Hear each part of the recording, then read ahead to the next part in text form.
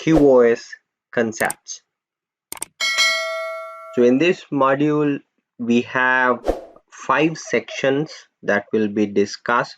This is the kind of a introductory chapter or introductory module for quality of service. So first of all, we should know why we need quality of service.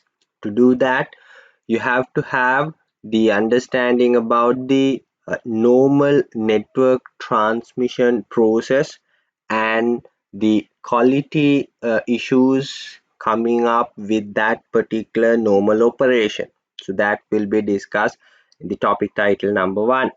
And then you have to have the idea about the traffic characteristics. We know that we have video, voice, and data communication in our networks. So each and every traffic type is having its own characteristics. By understanding that only, we can improve the quality of the communication of each and every traffic category. So that is why we have to understand the traffic characteristics of the normal communication. Then only we will be getting the idea about the improvement of the communication. To improve that, we have different queuing algorithms. In here, we will be discussing about very famous queuing algorithms, and we will brief you how they operate, because to improve the traffic in the network, it is very important to queue them properly.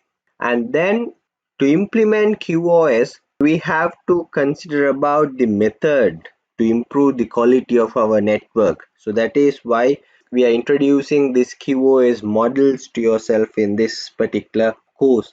Once we understood the queuing algorithms, once we have decided the QoS models, so how we implement it?